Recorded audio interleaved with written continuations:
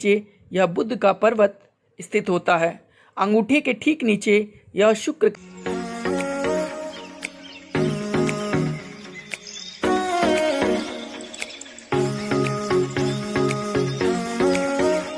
नमस्कार दोस्तों, हस्तरेखा विज्ञान एक बहुत ही प्राचीन विज्ञान है जिसको सामुद्रिक शास्त्र भी बोला जाता है।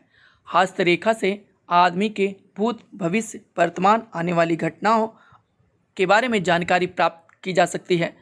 आप किसी का हाथ देखकर उस पर स्थित तिल, क्रॉस या अन्य निशानों को देखकर उस व्यक्ति के बारे में जानकारी प्राप्त कर सकते हैं, उसके भविष्य को जान सकते हैं, आने वाली घटनाओं के बारे में जान सकते हैं और स्वयं से भी आप अपने हाथों को देखकर अपने भाग्य का, आने वाले भविष्य का कैसी स्थितियां रहेंगी इसके बारे में जानकारी प्राप्त कर सकते हैं। आज हम आपको हाथ की रेखाओं, पर्वतों, स्थित निशानों यानी तिल, क्रॉस और भाग्य रेखा के उद्गम स्थान, उसका प्रभाव, उसकी विशेषता आपको बताएंगे। पर्वतों की विशेषता बताएंगे, व्यापार रेखा की विषय में बताएंगे और आदमी के हाथ की बनावट, उंगलियों और विभिन्न प्रकार के निशानों का प्रभाव किस स्थान पर क्या होता है, इन सभी बातों के विषय में आपको जानकारी देंगे। तो इसके लिए आप हमारे इस वीडियो को पूरी तरह से देखें, पूरा देखें और हमारे चैनल को हो सके तो सब्सक्राइब करें और लाइक करें। सबसे पहले यह अक्सर लोगों के मन में दुविधा होती है कि हाथ कौन सा देखना चाहिए। तो हमेशा व्यक्ति के उस हाथ को देखना चाहिए जिस हाथ से वह व्यक्ति कार्य करता है। यानी अगर कोई व्यक्ति दाहिने हाथ से काम करता है तो उस व्यक्ति के दाहिने हाथ को विशेष महत्व देना चाहिए, उसके दाहिने हाथ को देखना चाहिए। यदि वह महिला है तो अक्सर महिलाओं के विषय में बोला जाता है कि महिलाओं के बाएं हाथ को देखना चाहिए, लेकिन ऐसा नहीं है। अगर वो महिला दाहिने हाथ से कार्य करती है तो उस महिला के भी दाहिने हाथ को विशेष महत्व देना चाहिए। यदि कोई रेखा दाहिने और बाएं दोनों हाथों में उपस्थित हो, विद्यमान हो, तो उस रेखा का महत्व बढ़ जाता है। इसके साथ हम लोग आपको यह भी बता दें कि हृदय रेखा, मस्तिष्क रेखा और आयु रेखा को छोड़कर, यानी हृदय रेखा, मस्तिष्क रेखा और हृदय रेखा, मस्तिष्क रेखा और आयु रेखा, इन तीन रेखाएं सभी के हाथों में पाई जाती हैं और इन तीन रेखाओं को छोड़कर बाकी अन्य रेखाएं, भाग्य रेखा, व्यापार रेखा, यश रेखा, यात्रा रेखा, धन रेखा, यह सब रेखाएं अक्सर आदमी के हाथों में बनती बिगड़ती रहती हैं और कर्मों के अनुसार अन्य रेखाओं में परिवर्तन होता रहता है। आप अक्सर देखेंगे कि 3 महीने, 6 महीने पर आप जैसे कर्म करते जाते हैं, आपकी भाग्य रेखाओं का भी विस्तार होता जाता है, वह बनती हुई चली जाती हैं। तो ध्यान रखने वाली बात है कि जो व्यक्ति जिस हाथ से कार्य करता है उसके उस हाथ को विशेष महत्व देना चाहिए। बात करते हैं अब उंगलियों के बारे में। तो पहली उंगली यह तर्जनी, मध्यमा, अनामिका और कनिष्ठिका, अंगुष्ठ, यह 5 उंगलियां हथेली में होती हैं। इस तर्जनी उंगली को बृहस्पति की उंगली भी बोला जाता है और इसके ठीक नीचे बृहस्पति पर्वत होता है। दूसरी उंगली यानी मध्यमा को शनि की उंगली बोला जाता है और इसके ठीक नीचे शनि पर्वत स्थित होता है। तीसरी उंगली रिंग फिंगर, अनामिका और सूर्य की उंगली कही जाती है और इसके ठीक नीचे सूर्य पर्वत स्थित होता है। यह चौथी उंगली कनिष्ठिका, लिटिल फिंगर कही जाती है और इसके ठीक नीचे यह बुध का पर्वत स्थित होता है। अंगूठे के ठीक नीचे यह शुक्र का स्थान है, शुक्र पर्वत इसको कहते हैं। जिन व्यक्तियों में यह शुक्र पर्वत उभार लिए हुए विकसित अवस्था में लालिमा लिए हुए होता है, वह व्यक्ति कला, संस्कृत, संगीत, नृत्य, गायन वादन, कलाकृतियों, पेंटिंग, व्यंजन, पाककला, इन सभी चीज़ों में पारंगत होते हैं। उनको अच्छा लगता है इन कार्यों में, वह दक्षता प्राप्त करते हैं, अच्छी तरह से कार्यकुशलता के साथ इन सब चीज़ों को संपादित करते हैं। लेकिन अगर यही पर्वत आवश्यकता से अधिक उभार ले ले, अधिक उभरा हुआ हो, तो इन सब चीज़ों में वह व्यक्ति डूब जाता है और उसको विलासी बना देता है, विलासितापूर्ण व्यक्ति को बना देता है, जो व्यक्ति के लिए हानिकारक या दुखदाई भी बन सकता है। जिन व्यक्तियों के तर्जनी अंगुली के नीचे ठीक यह बृहस्पति पर्वत उभरा हुआ हो, वह व्यक्ति बुद्धिमान, विवेकवान, विद्या अर्जन की क्षमता रखने वाला, तेज बुद्धि वाला, धन कमाने वाला, भाग्यशाली होता है। सभी व्यक्ति उसकी बातों का ध्यान रखते हैं, मानते हैं और वह निर्णय अच्छी प्रकार से लेता है, सोच समझकर बातों को बोलता है। उसके अंदर बुद्धि अच्छी होती है, वह अपने कार्यों को संपादित करने में विवेक का प्रयोग करता है। बुद्धि में की प्रखरता उसकी में तेज होती है और धन के मामले में भी वह व्यक्ति भाग्यशाली होता है। जिन व्यक्तियों के हथेली में यह शनि पर्वत मध्यमा अंगुली के ठीक नीचे शनि पर्वत उभरा हुआ हो, वह व्यक्ति परोपकार को महत्व देने वाला, परोपकारी, सभी कार्यों को संपादित करने वाला, साहसी और हर कार्य में उन्नति प्राप्त करने वाला होता है। इसी शनि पर्वत से भाग्य रेखा का भी उद्गम होता है, इसलिए यह पर्वत महत्वपूर्ण होता है। जिस हिसाब से अगर यह पर्वत विकसित होता है, वह व्यक्ति को भाग्यशाली भी बनाता है, उन्नतिकारक भी बनाता है। जिन व्यक्तियों के रिंग फिंगर के ठीक नीचे यानी सूर्य उंगली के ठीक नीचे यह सूर्य पर्वत उभरा हुआ हो, वह समाज में मान सम्मान, ख्याति प्राप्त करने वाला होता है। हर जगह उसका सम्मान होता है, लोग उसकी बातों को मानते हैं, उसका सम्मान करते हैं, उसकी बातों को सुना जाता है। सरकारी क्षेत्रों में भी उसको सफलता प्राप्त होती है। जिन व्यक्तियों में यह लिटिल फिंगर बुध की अंगुली के ठीक नीचे बुध पर्वत विकसित अवस्था में हो, उसको व्यापार, बुद्धि, भाषण कला, बोलने की क्षमता अच्छी होती है। वह नीतिवान, वाणी में बोलने में चतुर होता है और अगर इस बुध पर्वत से कोई रेखा निकलती है तो उसका स्वास्थ्य अच्छा होता है, व्यापार में वह उन्नति कराता है, धन देने वाली रेखा यह कही जाती है। धनदायक रेखा भी इस बुध पर्वत से ही निकलती है। बात करें अंगुलियों की, तो सभी व्यक्तियों की उंगलियां समान नहीं होती हैं। उंगलियां छोटी बड़ी, मोटी पतली, टेढ़ी मेढ़ी, गांठ वाली तथा बिना गांठ वाली कई प्रकार की होती हैं।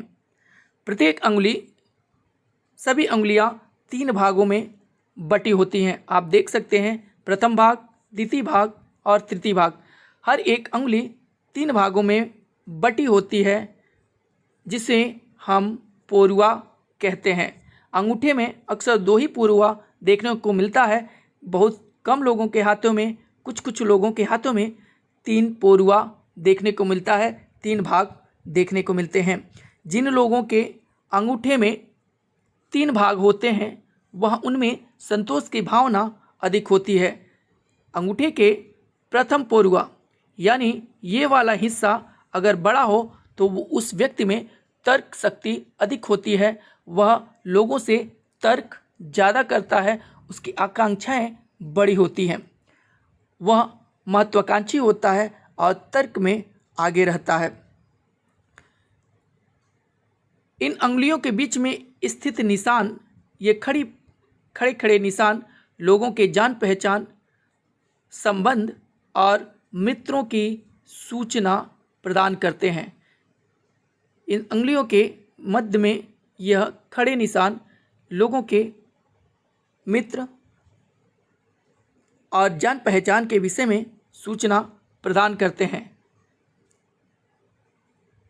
इसके साथ ही हम बता दें कि अंगुलियों को मिलाने पर, उंगलियों को आपस में सटा देने पर इस तर्जनी उंगली और मध्यमा उंगली के बीच यहाँ पे अगर छिद्र दिखाई दे, देखने पर आर पार दिखाई दे, तो उस व्यक्ति के जीवन में 35 वर्ष तक धन की कमी रहती है। यानी सभी उंगलियों को आपस में सटा देने पर तर्जनी और मध्यमा उंगली के बीच यहाँ अगर छिद्र दिखाई देती है तो उस व्यक्ति को 35 वर्ष की अवस्था तक धन की कमी रहती है। वहीं अगर सभी उंगलियों को सटाने पर इस मध्यमा और अनामिका के बीच यहाँ पे आपको छिद्र दिखाई देती है, आर पार दिखाई देती है, तो जीवन के मध्य अवस्था में, मध्य भाग में धन की कमी रहती है। सभी उंगलियों को सटाने पर अनामिका और कनिष्ठिका के बीच यहाँ अगर आपको छिद्र दिखाई पड़ता है, छिद्र दिखाता है, तो वह निशान, वह छिद्र बुढ़ापे में निर्धनता का सूचक बनता है। बुढ़ापे में धन की कमी को दर्शाता है, धन की कमी हो सकती है। जिन व्यक्तियों के यह कनिष्ठिका उंगली टेढ़ी मेढ़ी हो, वह व्यक्ति को जल्दबाज और बेईमान स्वभाव का बना देता है। जिन व्यक्तियों के यह कनिष्ठिका उंगली थोड़ा आवश्यकता से छोटी और टेढ़ी मेढ़ी हो, वह व्यक्ति को जल्दबाज और स्वभाव से थोड़ा बेईमान बना देती है। यदि उंगलियां के अग्रभाग नुकीले हों, उंगलियों के अग्रभाग ऐसे नुकीले बनते हैं, नुकीले हों, तो और बीच में ये जो पोरुआ हैं, ये गांठ हैं, वो किसी व्यक्ति के हाथ में दिखाई नहीं देते हों, तो वह व्यक्ति कला और साहित्य प्रेमी, धार्मिक विचारों वाला और काम करने की क्षमता इनमें कम होती है।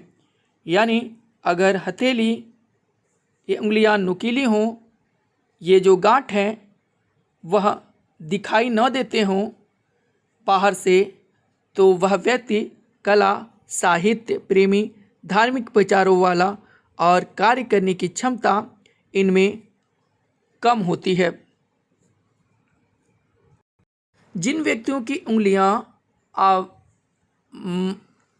एवरेज से कुछ अधिक लंबी होती हैं, औसत से कुछ ज़्यादा लंबी दिखाई दें, लंबी हों, वह व्यक्ति दूसरे के कार्यों में हस्तक्षेप करने वाला होता है, वह दूसरों के कार्यों में हस्तक्षेप अधिक करता है। लंबी और पतली उंगली वाला, उंगलियां लंबी हों और पतली हों, तो वह व्यक्ति चतुर तथा नीतिवान होता है। जिन व्यक्तियों की उंगलियां लंबी हों और पतली हों, वह नीतिवान होते हैं। छोटी उंगलियों वाले जो व्यक्ति होते हैं, जिन व्यक्तियों की उंगलियां छोटी हों, वह समझदार और चतुर होते हैं। लेकिन वही उंगलियां अगर अपेक्षाकृत कुछ छोटी अधिक दिखाई पड़ें, कुछ देखने में आवश्यकता से, औसत से ज़्यादा छोटी दिखाई पड़ें, तो वह व्यक्ति को सुस्त, स्वार्थी बना देती हैं। यानी वह व्यक्ति, औसत से छोटी उंगलियों वाले व्यक्ति सुस्त, स्वार्थी तथा थोड़े क्रूर प्रवृत्ति के हो जाते हैं। बात करें अगर ये तर्जनी उंगली, जिसको हम बृहस्पति की उंगली बोलते हैं, यह तर्जनी उंगली, अंगूठे के पास वाली उंगली कुछ ज़्यादा बड़ी हो जाए, औसत से कुछ बड़ी होती है, वह व्यक्ति तानाशाही अर्थात लोगों पर अपनी बातों को थोपने वाला होता है। यानी अगर ये उंगली आवश्यकता से थोड़ी सी अधिक बड़ी दिखाई देती है, औसत से थोड़ी बड़ी दिखाई दे, तो वह व्यक्ति तानाशाही अर्थात लोगों पर अपनी बातों को थोपने वाला बन जाता है, थोपने वाला होता है। अगर यह कनिष्ठिका उंगली और अनामिका उंगली लगभग बराबर हो, तो वह राजकीय क्षेत्रों में सफलता प्राप्त करते हैं, उन्नतिकारक होता है, अधिक विकास और उन्नति वह लोग करते हैं। बात करते हैं अगर हथेली पर या हाथ पर स्थित तिलों के बारे में, तो तिल यदि तर्जनी उंगली यानी बृहस्पति उंगली पर कहीं पे भी हो तो वह तिल उस आदमी को सरकारी क्षेत्र में लाभ दिलाने वाला और समाज में मान सम्मान की प्राप्ति कराने वाला होता है। यानी अगर तिल इस तर्जनी उंगली पर किसी भी जगह होता है तो वह व्यक्ति समाज में मान सम्मान प्राप्त करता है, समाज सरकारी क्षेत्रों में लाभ प्राप्त करता है, उसको लाभ होता है। लेकिन अगर यही तिल इस रिंग फिंगर यानी सूर्य की उंगली पर हो जाए तो वह व्यक्ति को सरकारी क्षेत्रों में कई समस्याओं का सामना करा देता है। यानी उस व्यक्ति को सरकारी क्षेत्र में कई समस्याओं का सामना करना पड़ता है। इतना ही नहीं, प्रशासनिक लोगों की तरफ से भी उस व्यक्ति को समस्याएं होने लगती हैं और उस व्यक्ति के मान सम्मान में भी कमी हो जाती है। यानी इस सूर्य पर्वत पर या सूर्य की उंगली पर तिल का होना अच्छा नहीं माना जाता। यह सरकारी क्षेत्रों में बाधा कारक, परेशानियों का कारक बन जाता है। वहीं अगर तिल बुध की उंगली यानी लिटिल फिंगर कनिष्ठिका उंगली पर हो तो वह व्यक्ति को धन के मामले में शुभ बना देता है। उस व्यक्ति को धन के मामले में अच्छा माना जाता है। ऐसे लोगों को अपने जीवन में धन संपत्ति की खूब प्राप्ति होती है। परंतु इसके साथ ही ये जो तिल होता है उस व्यक्ति को परेशानियां भी देता है, स्वास्थ्य संबंधी दिक्कतें भी दे सकता है। बात करें कि अगर अंगूठे पर तिल हो, इस अंगूठे पर अगर आदमी के तिल होता है, तिल मौजूद हो तो वह लोग बहुत ज़्यादा मेहनती और न्यायप्रिय होते हैं। अगर बात पैसा खर्च करने की आती है तो ऐसे लोग सबसे आगे रहते हैं। इन लोगों के पास पैसों की कमी नहीं होती। इसके अलावा अगर किसी व्यक्ति के अंगूठे के नीचे यानी इस शुक्र पर्वत पर तिल मौजूद हो तो व्यक्ति कई से प्रेम संबंध रहता है जो उनकी परेशानियों का कारण बनता है। अगर प्रेम संबंध होता है तो प्रेम संबंध तो होगा, लेकिन यहाँ शुक्र पर्वत पर तिल का होना उस प्रेम संबंधों में परेशानियों का कारण बन जाता है, परेशानियाँ उत्पन्न हो सकती हैं। यह चंद्र का क्षेत्र है और इस चंद्र पर्वत पर अगर तिल होता है तो आदमी को सावधान होना चाहिए। वह हार्ट संबंधी दिक्कत, परेशानियाँ, ब्लड प्रेशर इत्यादि समस्याओं को उत्पन्न कर सकता है। चंद्र पर स्थित तिल शुभ नहीं माना जाता। सामुद्रिक शास्त्र के अनुसार इन व्यक्ति को प्रेम संबंधों में धोखा मिलने की संभावनाएं रहती हैं। इतना ही नहीं, ऐसे लोग जिनके चंद्र पर्वत पर यानी यहाँ तिल उपस्थित हो वह अक्सर किसी न किसी वजह से अशांत रहते हैं। मन इनका, चित्त इनका शांत नहीं रहता। हथेली में अगर तिल हो, हथेली में अगर तिल हो और मुट्ठी बांधने पर वह हथेली के अंदर होता है तो वह शुभ माना जाता है। वह व्यक्ति को धन देने वाला, धन का लाभ कराने वाला और उस व्यक्ति के हाथ में धन रहता है, धन दायक हो जाता है। लेकिन अगर यही तिल हथेली के थोड़ा बाहर हो और मुट्ठी में नहीं आता हो तो वह व्यक्ति पैसा तो कमाता है लेकिन खर्चे भी उसके अधिक होते हैं, अधिक रहते हैं। बात करें क्रॉस की तो क्रॉस किसी भी स्थान पर हथेली में शुभ नहीं माना जाता। क्रॉस का होना हथेली में शुभ नहीं माना जाता और यह क्रॉस जिस जगह पे भी होता है उस स्थान को परेशान ही देख करता है, उस स्थान पे परेशानियां उत्पन्न करता है। यानी अगर आयु रेखा पर हो तो आयु संबंधी दिक्कतें, मस्तिष्क रेखा पर हो तो मानसिक टेंशन, यानी उस अवस्था तक जाते जाते आदमी को मानसिक तौर पर किसी न किसी प्रकार से कष्ट पहुंचा सकता है।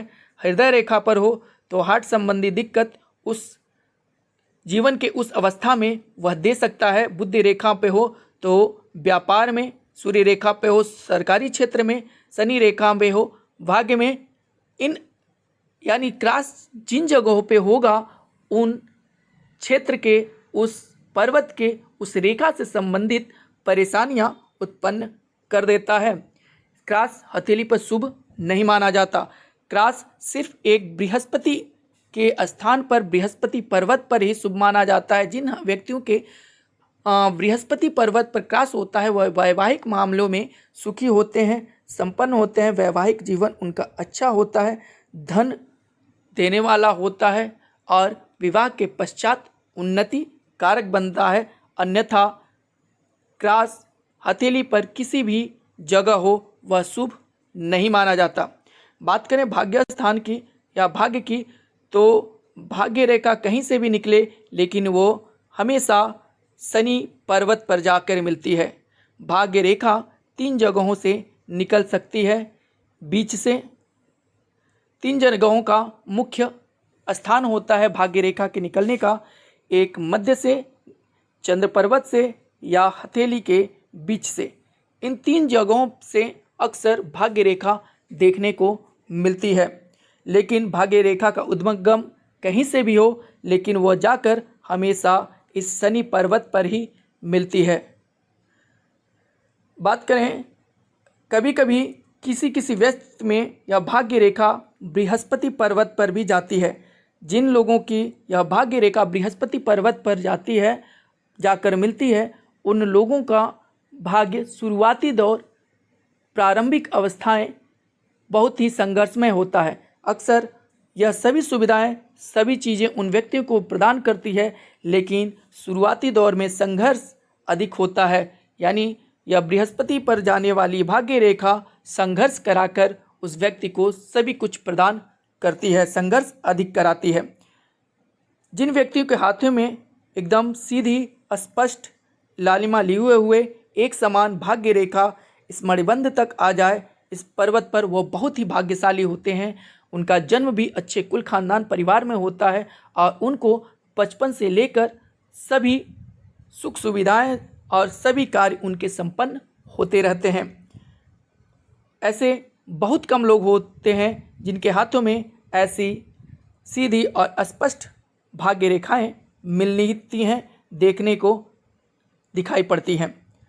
कुछ लोगों के हाथों में इस चंद्र पर्वत से यह भाग्य रेखा निकलती है, इस चंद्र पर्वत से जाती हैं। ऐसे लोगों का भाग्योदय, उन्नति और विकास अक्सर शादी के बाद देखने को मिलता है। विवाह के उपरांत ऐसे लोगों का भाग्योदय बड़ा तेजी के साथ होता है, उनका उन्नति और विकास बड़ा तेजी के साथ होता है। जिन लोगों का भाग्योदय या भाग्य रेखा इस चंद्र पर्वत पर से निकलती है। साथ ही यह बुध रेखा है। इस बुध पर्वत से अगर ऐसी रेखा निकलती है तो वह व्यापार रेखा है, धन रेखा है और उसको स्वास्थ्य रेखा भी कहा जाता है। ऐसे व्यक्ति व्यापार में, धन के मामले में अधिक भाग्यशाली होते हैं, उन्नति कारक होते हैं। दोस्तों, आज की वीडियो में बस इतना ही। आप इन सब निशानों को देखकर आप किसी व्यक्ति के भाग्य के बारे में, विकास के बारे में, उन्नति के बारे में, आने वाले समय के बारे में जानकारी प्राप्त कर सकते हैं।